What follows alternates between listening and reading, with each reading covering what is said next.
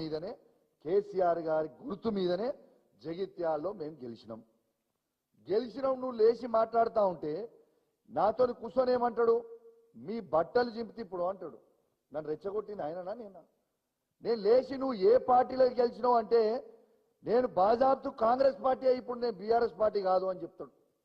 నేను గౌరవ స్పీకర్ గారిని కోరుతా ఉన్నాను, ఇవాళ ఒకసారి వీడియో చూసిన తర్వాత కూడా మొత్తం మీడియా ద్వారా స్పీకర్ గారు కూడా వీడియో చూపిస్తా, తర్వాత స్పీకర్ గారికి పోయి కూడా రిప్రజెంటేషన్ ఇస్తా, తప్పకుండా నేను ఇస్తా. ఒక్కసారి దయచేసి ఆ రెండో వీడియో మీరు ప్లే చేయాలమ్మా. ఏదైతే ఆయన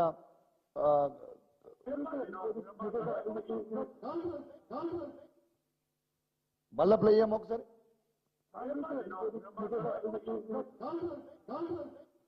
మీరు విన్నారు కదా, గెలిచింది బీఆర్ఎస్ పార్టీ బీఫామ్ మీద. ఏ పార్టీలకు గెలిచినావు నువ్వు అంటే నేను ఇప్పుడు బాజాబ్తు కాంగ్రెస్ పార్టీ అంటాను. నేను స్పీకర్ గారికి కోరుతా ఉన్నాను, ఇంకా సిగ్గు లేకుండా పోయి నన్ను డిస్క్వాలిఫై చేయాలని పోయి కంప్లైంట్ ఇచ్చిందంట. నన్ను డిస్క్వాలిఫై చేయడానికి ఇదేమి నామినేటెడ్ పోస్టు ఇచ్చింది కాదు. హుజురాబాద్ నియోజకవర్గ ప్రజల గుండెల నుంచి ఓట్లేస్తే వాళ్ళ మనసు గెలిస్తే నేను ఎమ్మెల్యే అయినా. నేను ఏ పార్టీ మారలేదే, బాజాబ్తు కేసీఆర్ గారి బొమ్మ మీద గెలిచిన, బాజాబ్తు కేసీఆర్ గారితో అండగా నిల్చున్నా, బాజాబ్తు ప్రజల పక్షాన నిలబడి కొట్లాడుతా ఉన్నాను.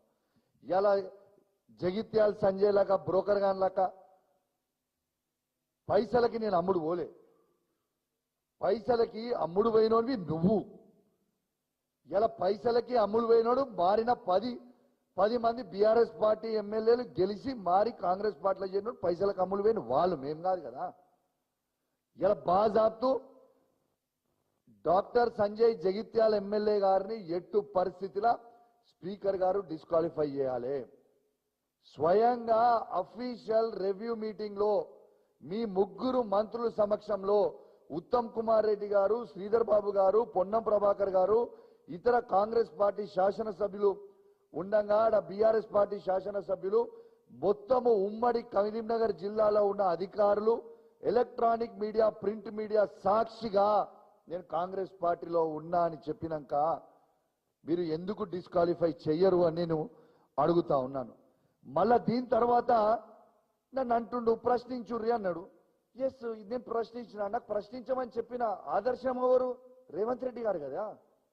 రేవంత్ రెడ్డి గారే చెప్పారు కదా, ఎవరైతే పార్టీ మారిలో వాళ్ళని లేచి ప్రశ్నించాలి, వాళ్ళని రాళ్లతో కొట్టి చంపాలి అని చెప్పింది ఎవరు? ఇది రేవంత్ రెడ్డి గారు కాదా? ఒక్కసారి వినురి, అదొక్కసారి ప్లే చేయమ్మా. Third video Revanth Reddy garu. Congress party be form మీద గెలిచి రాజీనామా చేయకుండా పార్టీ ఫిరాయించిన వాళ్ళను రాళ్లలో ఊర్లలోకి వస్తే రాళ్లతో కొట్టండి అని చెప్పి నేను కాంగ్రెస్ పార్టీ కార్యకర్తలకు విజ్ఞప్తి చేస్తున్నా. రేపు భవిష్యత్తులో ఎవరైనా పార్టీ ఫిరాయించి వాళ్ళను రాళ్లతో కొట్టించే బాధ్యత నేను తీసుకుంటా. చూసిరు కదా, ఇక నన్ను లేచి నువ్వు ఎందుకు ప్రశ్నించినావు, నువ్వు అడిగినావు, నేను కేసు పెడతా గుర్తా. అరే నువ్వే చెప్పినావు కదనే. నేను అది ఓకుంటా ముందు యూట్యూబ్ చూస్తుంటే నాకు రేవంత్ రెడ్డి గారు చెప్పిందే నాకు గుర్తొచ్చింది. మరి నేను చేయలే కదా. రేవంత్ రెడ్డి గారు చెప్తేనే మా బీఫామ్ మీద గెలిచిన ఎమ్మెల్యేలని రాళ్లతో కొట్టమని చెప్తే ఇంకా నయ్యం నేను రాళ్లతో కొట్టలే, ఒకటి ప్రశ్నించా. రేపు మా ఊర్లలో పోయినాక బరాబర్ రాళ్లతో కొడతాం మా బీఆర్ఎస్ పార్టీ కార్యకర్తలు. ఎందుకు ఊకుంటామా? ఇవాళ ఒక్కసారి మీరు ఇది అంతా లైవ్ గా చూడండి. ఇవాళ దీంతో పాటు ఇవాళ డాక్టర్ సంజయ్ జగిత్యాల ఎమ్మెల్యే గారు గెలిచింది కేసీఆర్ గారి బొమ్మ మీద, కేసీఆర్ గారి బలంతో. ఇవాళ మా బీఆర్ఎస్ పార్టీ కార్యకర్తల కష్టంతో గెలిచిండు ఆ ఎమ్మెల్యే పదవి. తప్పితే ఆయనేమో పెద్ద హీరో ఏం కాదు. బరాబర్ అడుగుతాం, ఇది చెప్పింది రేవంత్ రెడ్డి గారు కదా అని నేను అడుగుతా ఉన్నాను. దాని తర్వాత ఇక ఏం చేస్తాడు మళ్ళా మనోడు, ఇది అయిపోగానే నేను ఆ రోజు నా మీద కేసులు బుక్ చేసిండు. మరి ఒక్కసారి మీరు నా మీద కేసులు బుక్ చేసిందని మాట్లాడే కంటే ముందు 4th కాదమ్మా 5th వీడియో ఒక్కసారి ప్లే చేయి. ఒక్కసారి ఏ విధంగా రేవంత్ రెడ్డి గారు జూపల్లి కృష్ణారావు గారి దగ్గర మైక్ గుంజుకున్నాడో, డీకేఆర్ నా దగ్గర గుంజుకున్నారో ఒకసారి చూడండి. ఈ అఫీషియల్ మీటింగ్స్ ఆ రోజు జూపల్లి కృష్ణారావు గారు మంత్రి, అఫీషియల్ ప్రోగ్రామ్ కి పోతే ఏ విధంగా మైక్ గుంజుకుంటుండ్రు రేవంత్ రెడ్డి గారు చూడండి ఒకసారి. అఫ్ కోర్స్ ఇవాళ ఇద్దరికి సిగ్గు లేకుండా ఆయన ముఖ్యమంత్రి అయిన మళ్ళీ ఆయన క్యాబినెట్ ఈయన మంత్రి అఫ్ కోర్స్ వాళ్ళకి ఇజ్జత్ లేని వాళ్ళు ఇద్దరు కానీ అది వేరే ముచ్చట కానీ అది చూసిరు కదా. దాని తర్వాత డీకే అరుణ గారిని ఆనాడు ఈయన తెలుగుదేశం కాంగ్రెస్ ఉన్నాడు చంద్రబాబు నాయుడు గారి నాయకత్వంలో, ఇవి వాళ్ళ సొంత కాంగ్రెస్ పార్టీ ఆ రోజు ఏ విధంగా తిడుతుండ్రు చూడండి. ఒక మహిళా మంత్రి ఆ రోజు రివ్యూ మీటింగ్ లో ఏ విధంగా తిడుతురు చూడండి ఒక్కసారి చూడరు. నీ పని మీదే ఉంటాడట, ఏముంటాడో మన పని మీద. ఒక్కసారి ఇలా మీరు లైవ్ గా వీడియో చూసిరు కదా, దాంట్లో ఆనాడు కాంగ్రెస్ పార్టీయే కదా ఇవాళ ఈయన ఏదైతే పార్టీలో ముఖ్యమంత్రి ఉన్నారో అదే కాంగ్రెస్ పార్టీలో ఉన్న డీకే అరుణ గారు ఆ రోజు మంత్రిగా ఉన్నప్పుడు నువ్వు నోటికొచ్చినట్టు మాట్లాడితే నీ మీద ఆ రోజు కాంగ్రెస్ ప్రభుత్వం, ఆ రోజు ఉన్న కాంగ్రెస్ ప్రభుత్వం నీ మీద కేసు పెట్టలేదే. మళ్ళా ఇదే బీఆర్ఎస్ ప్రభుత్వంలో జూపల్లి కృష్ణారావు గారు మంత్రిగా ఉన్నప్పుడు ఆయన మాట్లాడుతుంటే ఆయన చేతుల నుంచి నువ్వు మైకి గుంజుకొని నువ్వు బూతులు తిట్టినా మా కేసీఆర్ గారు ఆ రోజు నీ మీద కేసు పెట్టలేదే.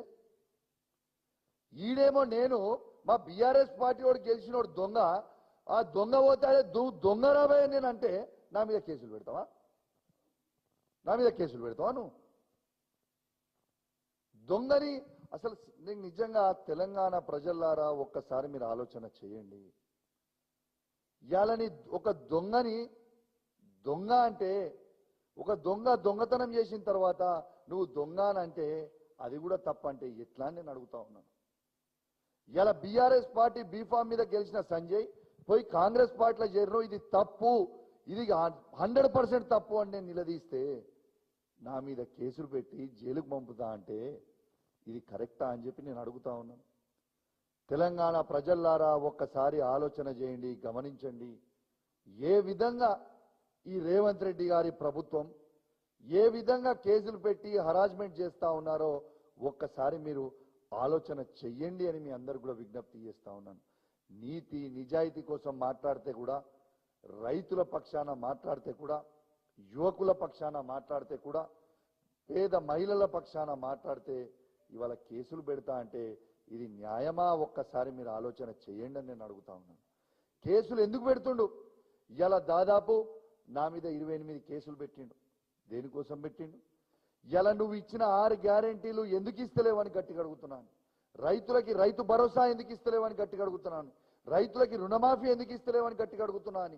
24 గంటల ఫ్రీ కరెంట్ సరిగ్గా ఎందుకు ఇస్తలేవని అడుగుతున్నాను. ఇలా రైతు బీమా టైంకి ఎందుకు ఇస్తలేరని అడుగుతున్నాను.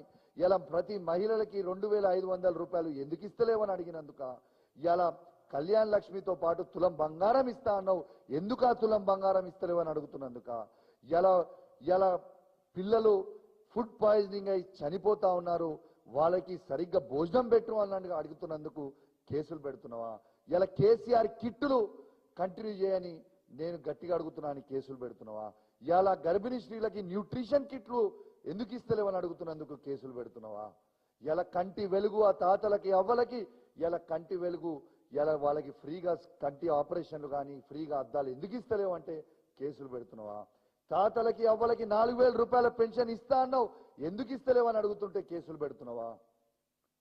ఇలా వికలాంగులకి ఇలా 4000 నుంచి 6000 రూపాయల పెన్షన్ చేస్తా అన్నావు, ఎందుకు చేస్తలేవని అడిగితే కేసులు పెడుతున్నావా? ఇలా ఆటో డ్రైవర్లకి మద్దతుగా ఉంటా అన్నావు, ఎందుకు ఉంటలేవని అడిగితే కేసులు పెడుతున్నావా? ఇలా రైతు కూలీలకి 1,02,00,000 మంది రైతు కూలీలు ఉన్నారు, నువ్వు కేవలం 10 లక్షల మంది రైతు కూలీలకే ఇలా 12,000 ఇస్తున్నావు, మరి మిగతా ఉన్న 92 లక్షల మంది రైతు కూలీలు ఏమి కావాలని అడిగితే కేసులు పెడుతున్నావా? దేనికోసం పెడుతున్నావు కేసులు? ఇలా నేను ఒక్కటే అడుగుతా ఉన్నా, రేవంత్